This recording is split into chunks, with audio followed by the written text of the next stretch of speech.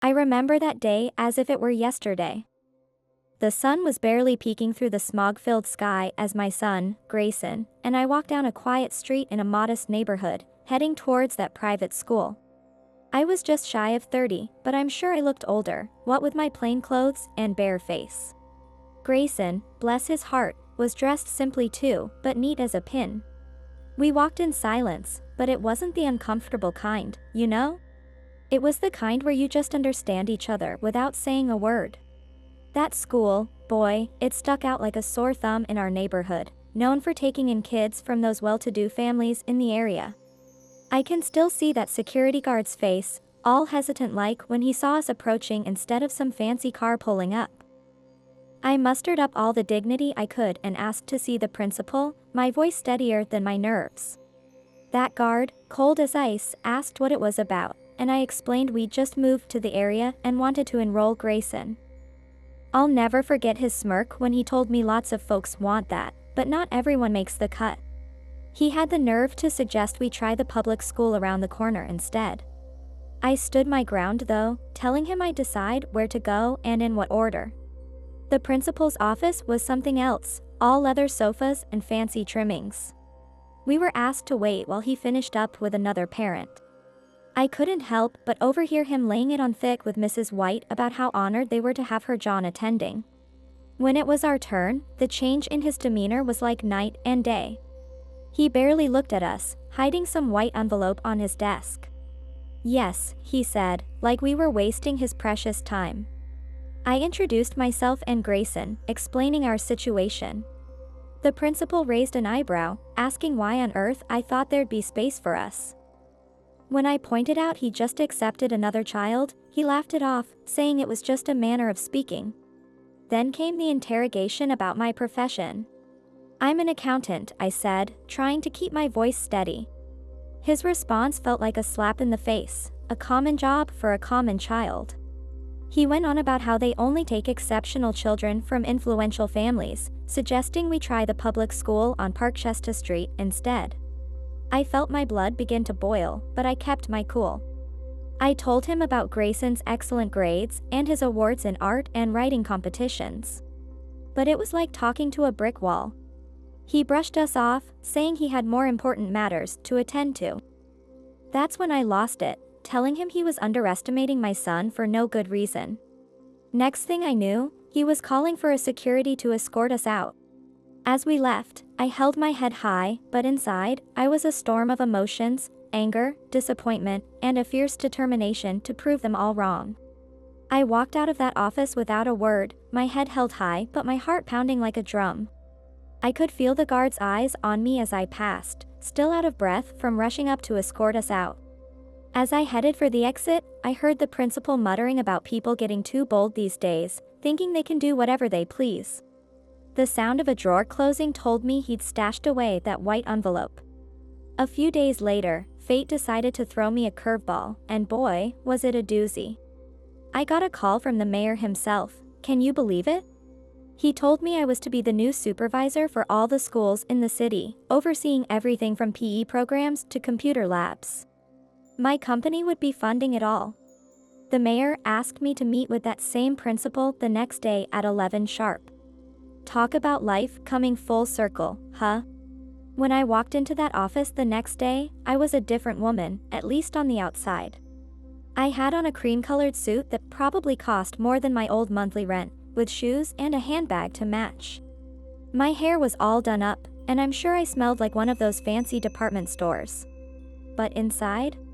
Oh, I was a mess of emotions, nerves, excitement, and just a hint of sweet, sweet revenge. I asked politely if I could come in, cool as a cucumber. The principal, bless his heart, looked like he'd seen a ghost. I could see the wheels turning in his head, trying to place where he'd seen me before. I laid out my plans for the school, emphasizing that education should be for everyone, regardless of their wallet size or physical abilities. When I asked if he agreed, you could have heard a pin drop. Then it hit him, I was that same common woman he dismissed just days ago. He started backpedaling faster than a cyclist going downhill, saying he'd be happy to accept my son now. But I wasn't having any of it. I told him I'd be dealing with a different principal from now on. As I left, leaving behind the scent of my expensive perfume and one very stunned principal, I felt a mix of triumph and sadness. Later, sitting in my new office, stirring my tea, I found my mind wandering back to that school. It was like a bad tooth you couldn't stop poking with your tongue. I couldn't shake the feeling that I'd always have the worst impression of that place, no matter what happened next. But you know what? That's okay. It's all part of the journey, and honey, what a journey it's been.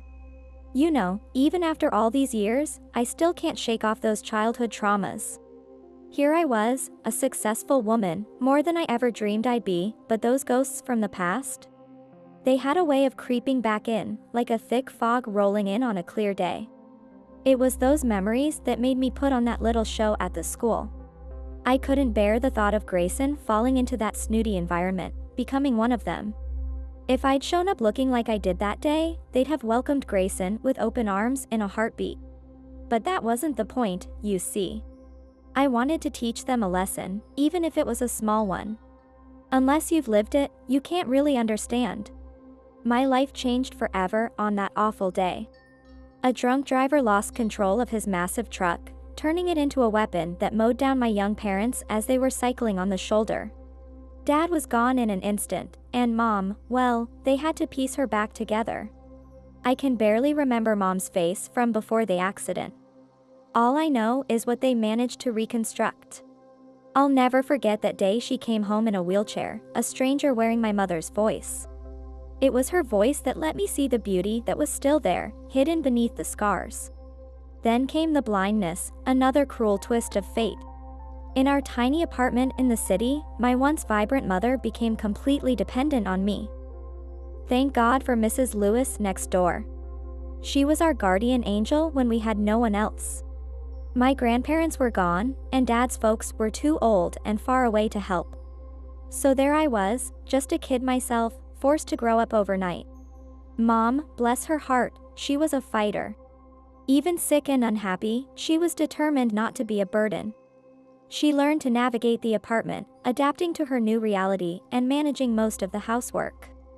We still found moments to laugh and play, even in the midst of it all. But often, I'd hear her crying quietly in her room, thinking I couldn't hear. Oh, but I could. School became a whole new battlefield for me. The first few years of elementary weren't so bad.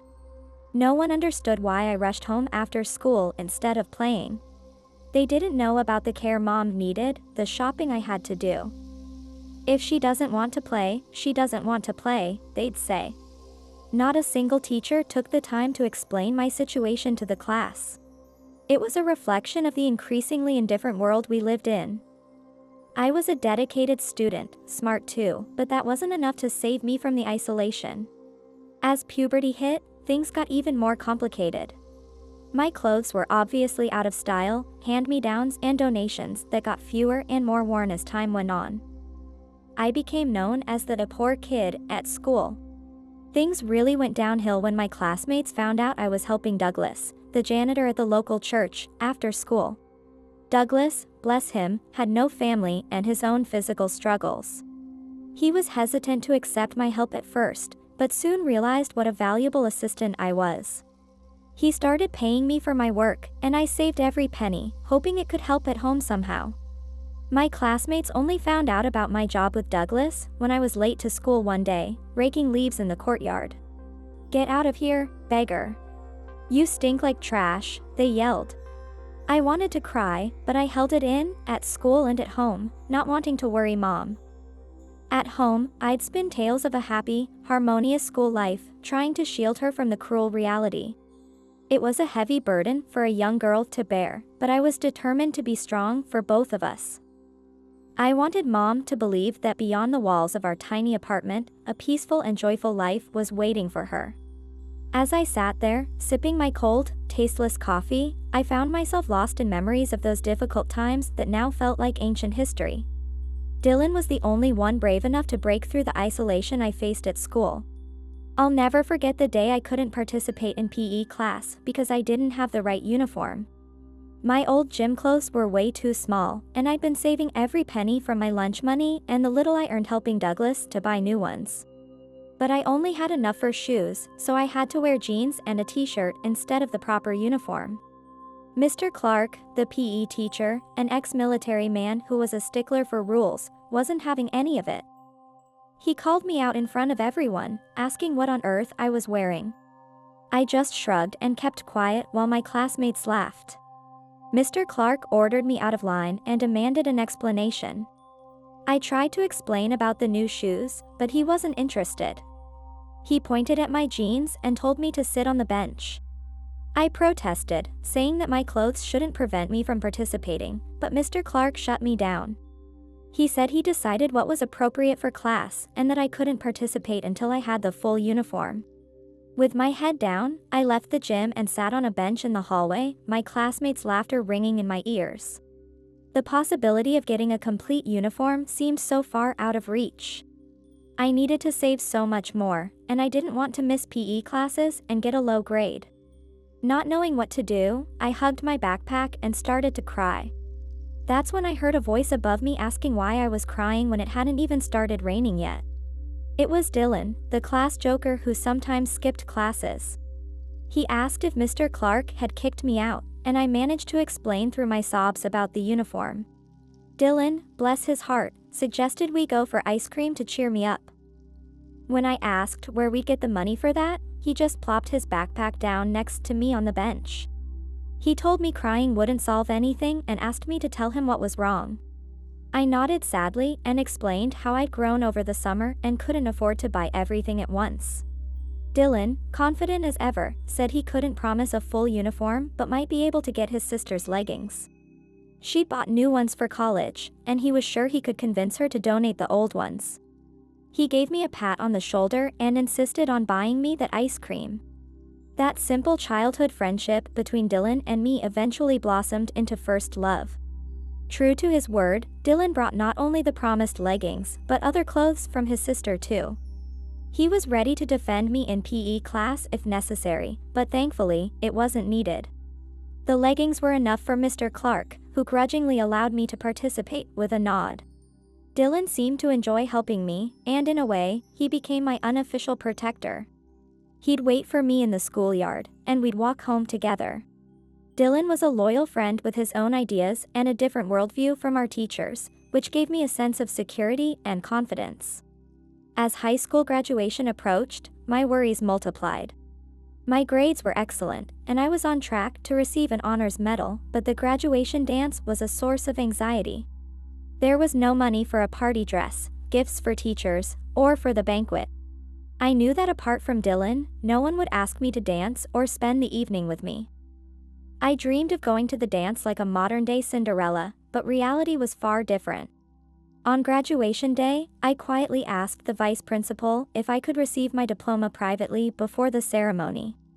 Back in my room, I lay on my bed, burying my face in the pillow, trying to hold back the tears. At 9 p.m., a pebble hit my window. It was Dylan, dressed in a light gray suit with a colorful tie. He said, straight to the point, "Let's go watch the sunrise."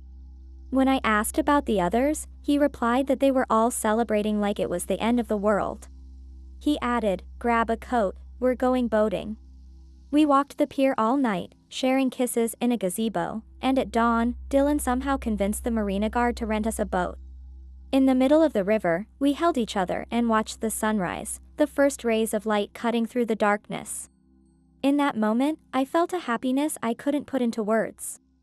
I thought about how it would have been if I were at the party, but I was content without a dress, just having Dylan by my side. On this magical night, all our problems seemed to vanish. I was dreaming of college and a bright future. But life still had surprises in store for me. At first, everything seemed to be going well. Dylan was by my side, I had landed a job as a secretary at a prestigious company in New York City, and even Mom seemed happier. However, this period of tranquility didn't last long. Dylan was called up for military service, and I discovered I was pregnant. The news hit like a bolt from the blue, bringing a storm of worry and fear.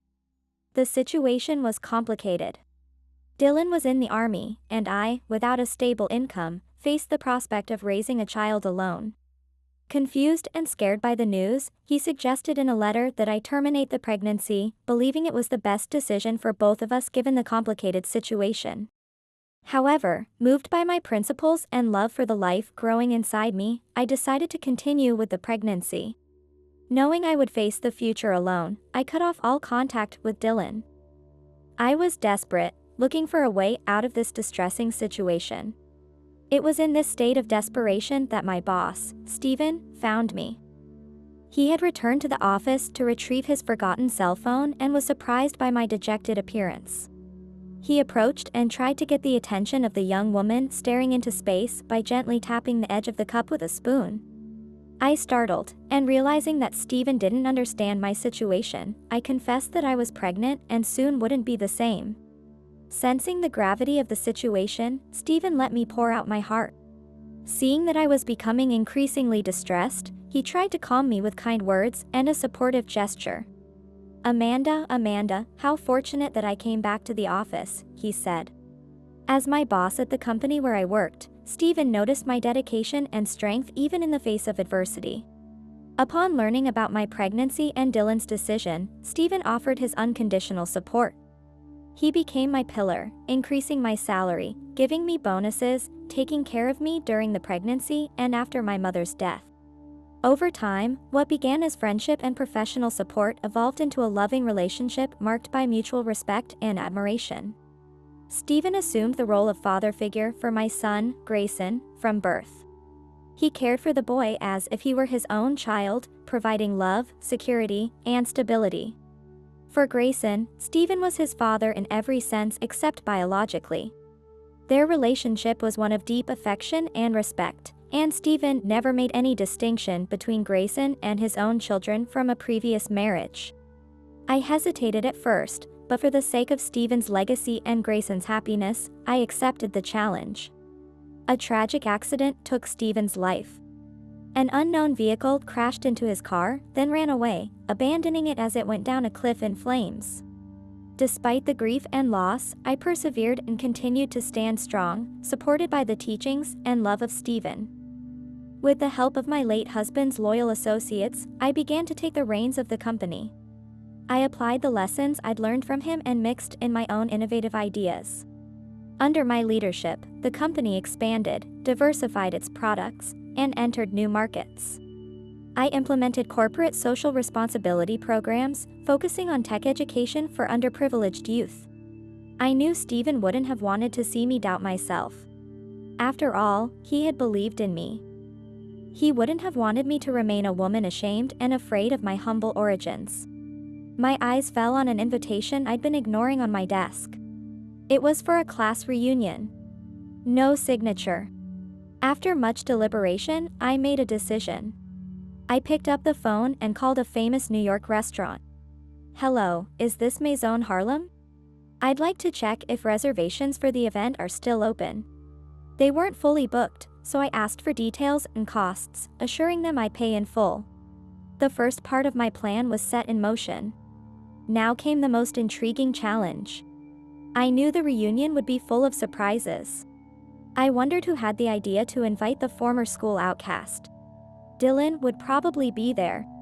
In the restaurant's elegant banquet hall, my former classmates, now successful adults, were engaged in lively conversation, curious about each other's accomplishments over the years. As I prepared for the reunion, I reflected on my journey from a difficult childhood on the streets to becoming a successful businesswoman. Every step had been a battle. I remembered the sleepless nights studying while caring for my sick mother, and the exhausting days working and learning with Stephen. Those memories, though painful, were also sources of strength and determination. On my way to the restaurant, I passed places that had marked my life. I saw the school where I'd studied, the small park where Dylan and I used to play, and the church where I helped Douglas. Each place brought back memories of challenges overcome and small victories. I knew that despite everything, I had managed to change my destiny. Suddenly, a strange sound caught everyone's attention. It was a helicopter about to land in the VIP area. Who could that mysterious benefactor be? Lindsay, the former class leader, commented. The helicopter landed softly, and an elegant woman with chestnut hair stepped out. She walked towards the banquet hall, curious glances fixed on her elegant dress and high heels. Who is she? Lindsay asked in surprise, not noticing that Dylan, our old classmate, was mesmerized by the approaching woman. I extended my hands to my former classmates. Hello, everyone. Don't you really recognize me? A tense silence took over the hall. Some still didn't recognize me, while others were beginning to understand. You were the first person I thought of, Lindsay said jokingly. Did you win the lottery or something? If it were me, I'd have run away instead of showing up at a class reunion. I laughed softly. Why is everyone standing? The table is already set. Gradually, the guests began to disperse, still shocked by my transformation. The banquet continued in silence. No one knew how to react to the surprising change in their former schoolmate, now a successful and elegant woman. As the center of attention in the elegant restaurant's banquet hall, I decided to break the spreading silence. With a champagne glass in hand, I stood up and asked for a toast. I apologized for missing the beginning of the reunion and everyone's stories since graduation. I hoped I could still hear them, though.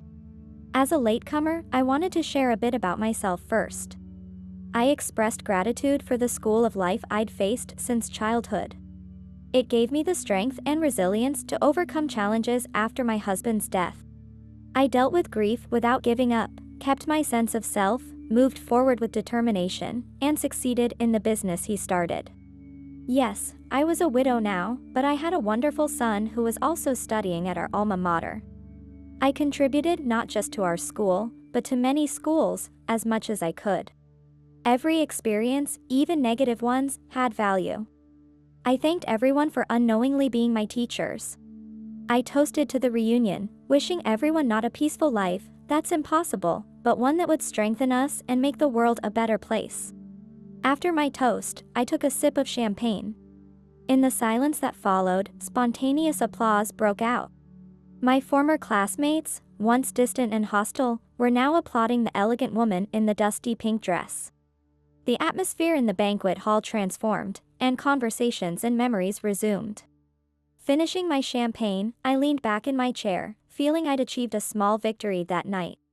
Soft music began to play, and Dylan approached me with an admiring look, inviting me to a slow dance. Another hurdle to overcome, I thought as I accepted the invitation. As we danced, a famous singer's soft voice filled the hall, creating an intimate moment between us. Dylan asked, his voice choked with emotion, why I had decided to continue with the pregnancy back then. I explained that in my family, we always respected all forms of life. My mother and I believed every being had a purpose. Despite facing many difficulties, how could I deny life to a part of myself? That decision showed me there was true strength and love by my side. I cherished those memories as the most precious in my life. Dylan, looking at the floor and hesitating to face me, said he wanted to meet his son. I asked him why, telling him the boy had a loving father, and Dylan's presence wouldn't change that now. Unlike me, the boy wouldn't forgive him if he knew the truth. I asked if he wanted to teach the child to hate, saying I couldn't allow that. I reminded him he made his choice back then, and every choice had its consequences. Dylan's voice was full of regret as he told me he could never forget me. He said he was the one who sought me out for this reunion, but now he realized it was too late for regrets. He used the metaphor of not being able to step into the same river twice, saying something in him was lost along with my letter back then. I told him not to be angry, that it was time for me to go. I said the restaurant was paid for and they should enjoy themselves. I mentioned I had an appointment at City Hall the next day and said, goodbye. With those words, Dylan left, leaving me alone in the banquet hall. With mixed feelings of sadness and relief, I left the restaurant and met the crisp night air. I've overcome another stage, I told myself, feeling the wind caress my face. Despite all the challenges, I knew I had found my strength and my path.